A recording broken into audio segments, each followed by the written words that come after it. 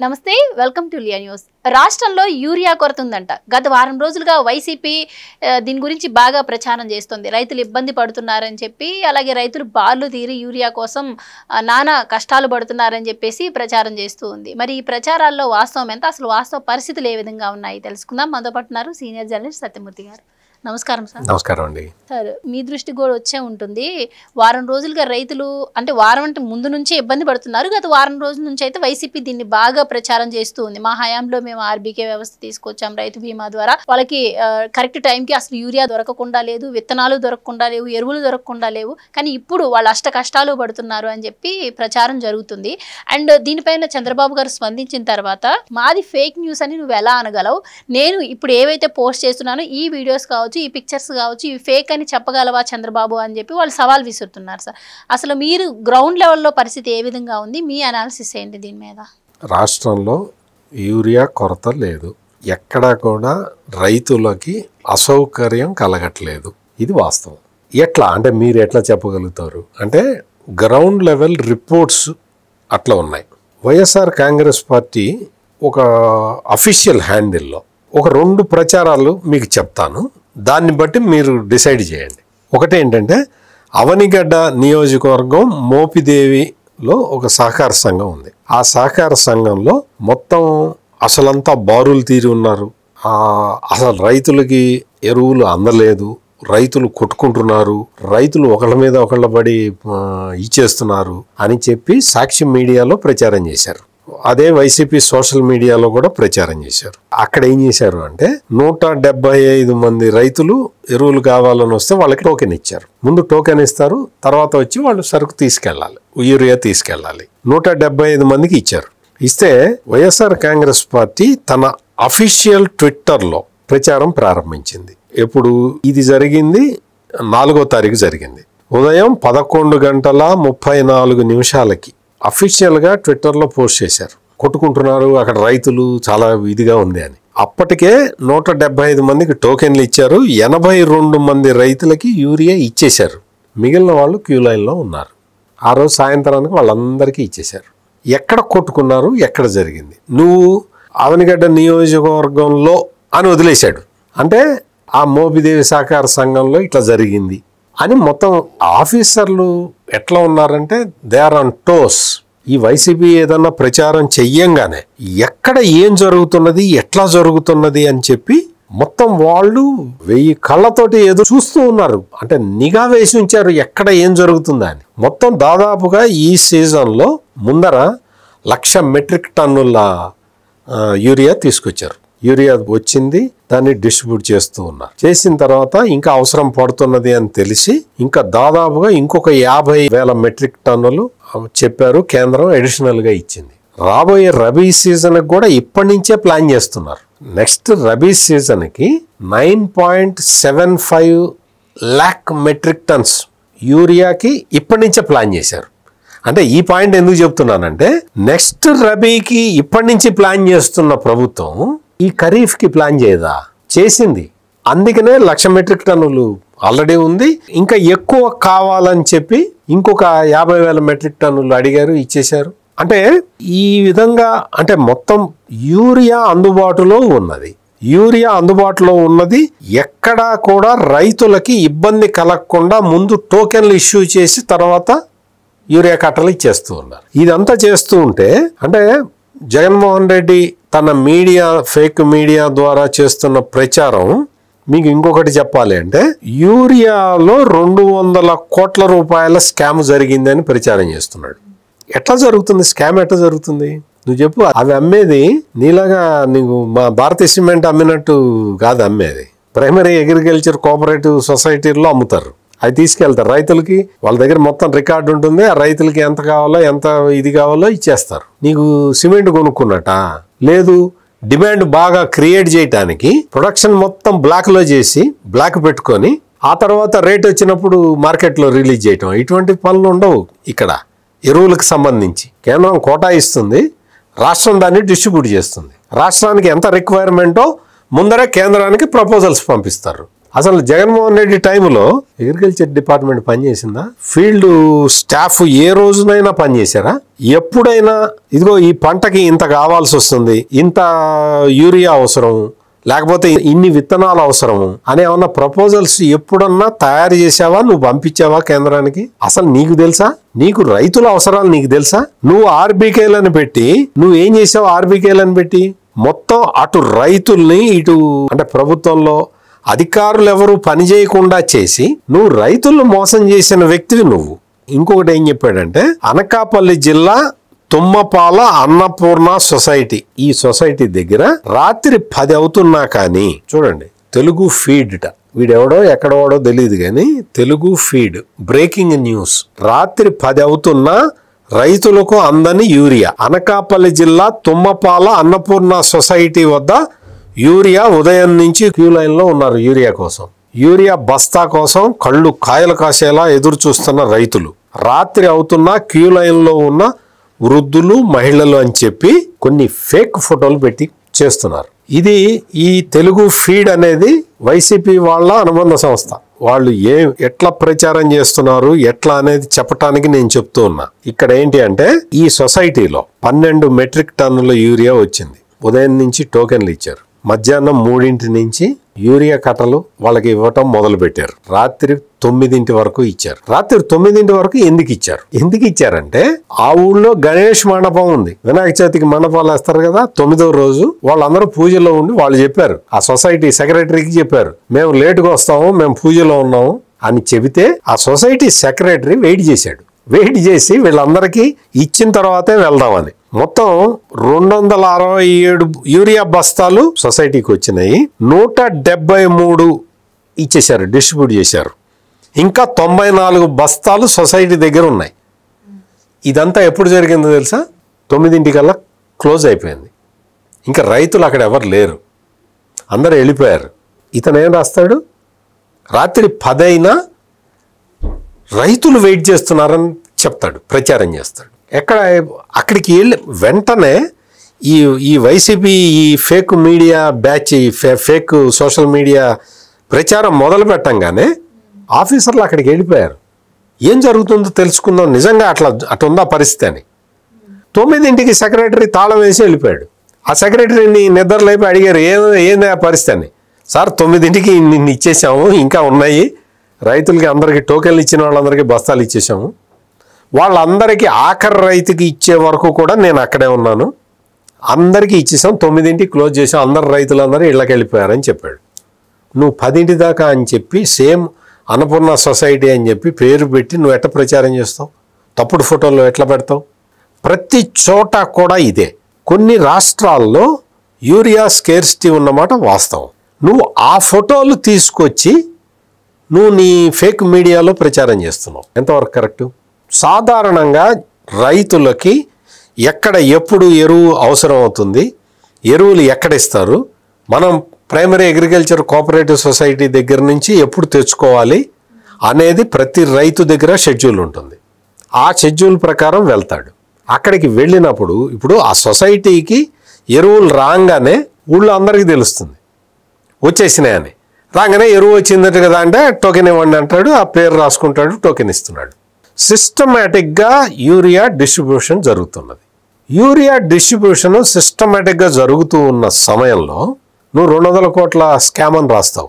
ఇటువంటి ఎక్కడ రైతులు క్యూ లైన్లో నిలబడ్డారు అర్ధరాత్రి అపరాత్రి అని రాస్తావు. యూరియాని బ్లాక్ మార్కెట్ చేయటం సాధ్యమా? వీలవుతుందా? నీ పాలనలో ఉన్నట్టు కాదు. ఇక్కడ విజిలెన్స్ వాళ్ళు 24 గంటలు 1000 కళ్ళు పెట్టి చూసుకుంటున్నారు. పట్టుకున్నారు దాదాపు ఒక 1000. ఇది అంటే వాళ్ళు ఏం చేస్తారు అంటే, రైతుల దగ్గర మిగిలిపోయిన యూరియాని వాళ్ళు కొనుక్కుంటారు. కొంత మిగులుతుంది. రైతు ఏం చేస్తాడంటే, తనకి అవసరం ఉన్న దానికన్నా ఒక కట్ట ఎక్కువ తీసుకుందాం అనుకుంటాడు. అట్లా తీసుకొని పెట్టుకున్న దాన్ని, ఆ మిగిలిపోయిన దాన్ని ఆడెవడో కొనుక్కుంటాడు. ఆ కొనుక్కున్న దాన్ని కూడా పట్టుకుంటున్నారు. ఇప్పుడు కోటాలోది కాదు అది. నువ్వు కొనుక్కున్న ఎక్స్ట్రా కొనుక్కొని రైతు ఉపయోగించుకొని దాన్ని చెప్తున్నారు, ఎడ్యుకేట్ చేస్తున్నారు. నీకు ఎంత కావాలో అంతే తీసుకో. అంతే తప్ప నువ్వు ఎక్స్ట్రా తీసుకొని పెట్టుకోవాల్సిన అవసరం లేదు. అంటే వైసీపీ చేస్తుంది ఫేక్ ప్రచారం అని మీరు అంటున్నారు. నేను ఎగ్జాంపుల్స్ కూడా చెప్పా కదా. చంద్రబాబు గారు బయటకు వచ్చి యూరియా కొరత లేదు, యూరియా కొరత ఎక్కడ ఉందని సమస్య నా దృష్టికి తీసుకొస్తే క్షేత్రస్థాయిలో నేనే అక్కడికి వెళ్ళి పరిశీలిస్తాను. అండ్ ఇక్కడ చంద్రబాబు గారు ఆ స్టేట్మెంట్ ఇచ్చే వరకు కూడా రాష్ట్రంలో యూరియా కొరత లేదంటారా? అంటే ఆయన స్టేట్మెంట్ ఇచ్చిన తర్వాత అధికారులు కొంచెం అలర్ట్ అయ్యి తగ్గి ఉండొచ్చు, కానీ దానికి ముందు మాత్రం ఆంధ్రప్రదేశ్లో యూరియా కొరత ఉంది అనే అంటున్నారు. అది ఎంతవరకు? నేను అదే చెప్తున్నా, నీ చంద్రబాబు నాయుడు వచ్చి ప్రెస్ కాన్ఫరెన్స్ పెట్టి చెప్పింది ఈ ఫేక్ మీడియా చేస్తున్న ఫేక్ ప్రచారాన్ని కండెమ్ చేయడానికి. అంతకు ముందర నుంచి ఎప్పుడైతే ఈ సీజన్ ఖరీఫ్ సీజన్ స్టార్ట్ అయిందో ఈ సీజన్కి సంబంధించిన ఎరువులు తెప్పించి ఉంచారు. ఎక్కడికే అంత గుడ్డిగా ప్రభుత్వం పనిచేయదు. చాలా బాధ్యతగా అగ్రికల్చర్ మంత్రి కూడా అచ్చెన్నాయుడు ఆయన ఎంత మెటికులస్ ప్లానింగ్ చేస్తున్నాడో ఆయన ఎప్పటికి ఎన్నిసార్లు రివ్యూ పెట్టాడో తెలుసా? ఈ కేవలం యూరియా సప్లై మీద ఆయన అంటే ఈ సీజన్ రాక ముందు నుంచే రివ్యూ పెట్టాడు. 3-4 సార్లు రివ్యూ పెట్టాడు. ఎక్కువ వాడితే క్యాన్సర్ వచ్చే అవకాశం ఉంది అని చెప్పి చంద్రబాబు గారు ఎప్పుడు అనలేదంటారా? యూరియా వాడటం అనేది తగ్గించాల్సిన అవసరం ఉంది. ఎందుకు అంటే మీకు మందులేసి పండిస్తే నువ్వు లోకల్ మార్కెట్లోనే అమ్ముకుంటావు, అంతే తప్ప నువ్వు ఎక్స్పోర్ట్ చేయలేవు, నువ్వు ఎక్కడికి పంపించలేవు. నీకు అందుకని చెప్పి అది చంద్రబాబు చెప్పే విషయం కాదది. అది ఆయన ఏం చెప్తున్నాడు అంటే పురుగు మందులు నీకు డ్రోన్ టెక్నాలజీ తీసుకొచ్చాను, నీకు మొత్తం చేలో మొత్తం నువ్వు పురుగు మందు కొట్టక్కర్లేదు, ఎక్కడ పెస్ట్ ఉంటే అక్కడ కొట్టిస్తానని చెప్పి ఆయన చెబుతుంటే నువ్వు యూరియా వాడకం తగ్గించు. యూరియా వాడకం అనేది ఒక లిమిట్లోనే రైతే చేసుకుంటాడు. ఎక్కువ యూరియా వేస్తే ఏమవుతుంది తెలుసా? మొక్క చచ్చిపోతుంది, పంట రాదు. అంటే మిగతా రాష్ట్రాలన్నీ కూడా యూరియాకి ముందే కావాలని చెప్పి కేంద్రానికి రిక్వెస్ట్ పెట్టుకుంటే ఆంధ్రప్రదేశ్ ప్రభుత్వం ఆ విధంగా చేయలేదు అంటున్నారు. దీంట్లో వాస్తవం ఎంత ఉందంటారు? నేను అదే చెప్తాను. నేను నెక్స్ట్ సీజన్ రబీ సీజన్కి కూడా 9,75,000 మెట్రిక్ టన్నులు కావాలి అని చెప్పి ఇప్పుడే ప్రపోజల్ కూడా పంపించారని చెప్తున్నా కదా. అంటే నెక్స్ట్ సీజన్కి ఏం కావాలో ఇప్పుడే ప్రపోజల్ పంపించే ప్రభుత్వం అంటే ఇప్పుడు జరిగే సీజన్కి ప్రపోజల్ పంపించదా? నేను చెప్తున్నది అదే. జగన్మోహన్ రెడ్డికి అతని పరిపాలనా కాలంలో అతను ఈ పనులేమి చేయలే. అతను చెయ్యని పనులని ఇప్పుడు మొత్తం ప్రభుత్వం సిస్టమేటిక్. నేను అదే చెప్తుంది. అగ్రికల్చర్ మంత్రి అచ్చెన్నాయుడు ఈ సీజన్ స్టార్ట్ కావటానికి ముందే 3 సార్లు రివ్యూ చేశాడు. అప్పటికి జగన్మోహన్ రెడ్డికి ఈ సాక్షి మీడియాకి అసలు యూరియా ఇట్లా రైతులకి రావాలి అన్న విషయం కూడా తెలియక ముందరే. అంటే యూరియా కొరతపై ఇంకొక ప్రచారం కూడా జరుగుతుందండి. అదేంటంటే చంద్రబాబు గారు వరి సాగు వద్దు అంటారు.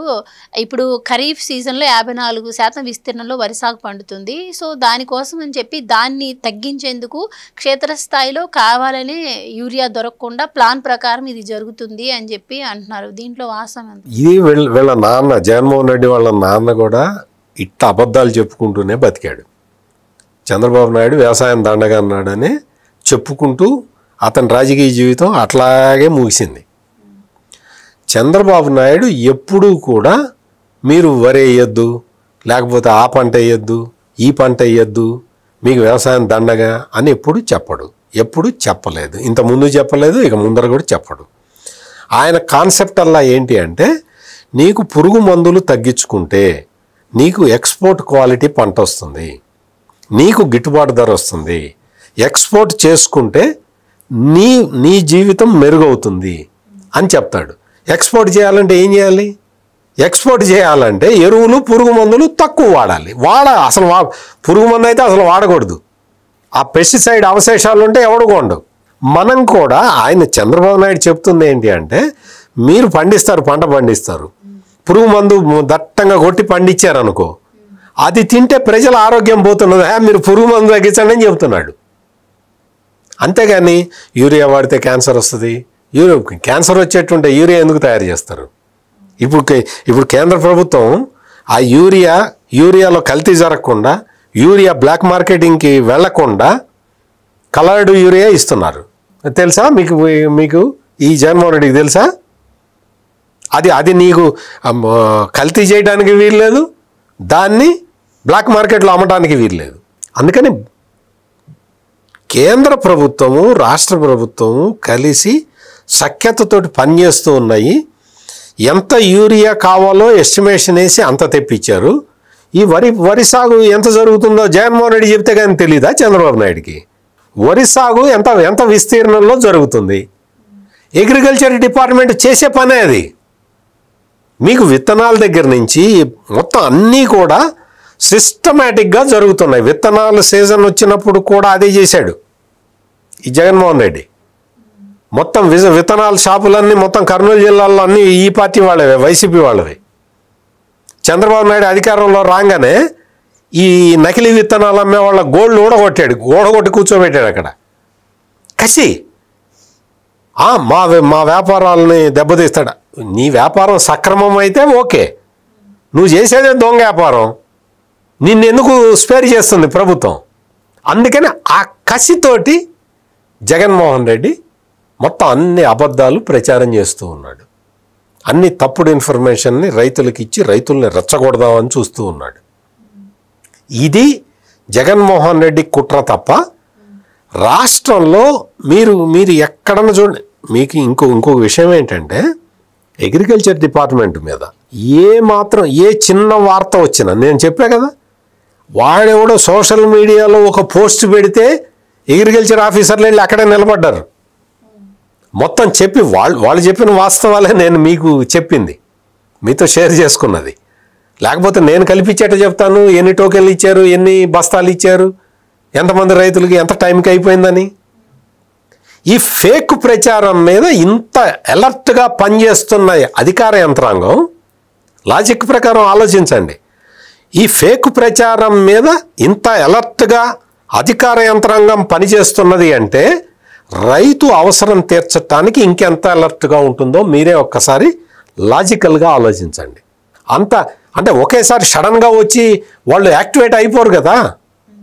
గవర్నమెంట్ డిపార్ట్మెంటు అది పనిచేస్తూ ఉన్నది.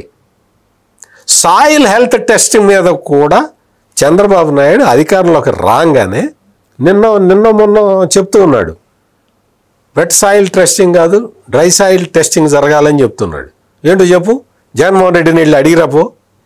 అసలు వెట్ సాయిల్ టెస్టింగ్ అంటే ఏంటి, డ్రై సాయిల్ టెస్టింగ్ అంటే ఏంటి ఒకసారి చెప్పు జగన్మోహన్ రెడ్డి అని అడుగు. వచ్చి అక్కడ అగ్రికల్చర్ ఫ్యామిలీ నుంచి వచ్చిన చంద్రబాబు నాయుడు అక్కడ ముఖ్యమంత్రిగా ఉన్నది. నువ్వు సిమెంట్ కంపెనీలు లేకపోతే పవర్ కంపెనీలు నడిపినవాడు కాదు అక్కడ వచ్చి ముఖ్యమంత్రిగా ఉన్నది. నీకు అక్కడ సాయిల్ టెస్టింగ్ అనే పదము జగన్మోహన్ రెడ్డి 5 సంవత్సరాల పాలనలో మీరు ఎప్పుడన్నా విన్నారా? మీరు చెప్పండి. లేదు. సాయిల్ టెస్టింగ్, క్రాప్ ప్యాటర్న్ ఇటువంటివి ఎప్పుడన్నా విన్నారా? మీకు అసలు జగన్మోహన్ రెడ్డి వ్యవసాయం అంటేనే అసహించుకునే వ్యక్తి. అతనికి తెలియదు, అతని కుటుంబంలో ఎవరికి వ్యవసాయం లేదు. అతనికి తెలుస్తుందా? ఇప్పుడు పవన్ కళ్యాణ్ డిప్యూటీ సీఎం, ఆయనకి వ్యవసాయం మీద ఎంత ఇది అంటే ఆయన ఫామ్ హౌస్లో కల్టివేట్ చేస్తాడు. జగన్మోహన్ రెడ్డి ఎప్పుడన్నా నువ్వు ఆయన ఫామ్ హౌస్కి వెళ్ళినట్టు కానీ ఎంతసేపటికి డబ్బులు లెక్క పెట్టుకోవడం తప్ప నీకు ఒక అగ్రికల్చరు లేకపోతే ఒక కాన్సెప్టు, చెట్లు పెంచడం, మొక్కలు పెంచడం ఇవన్నీ చేసావా?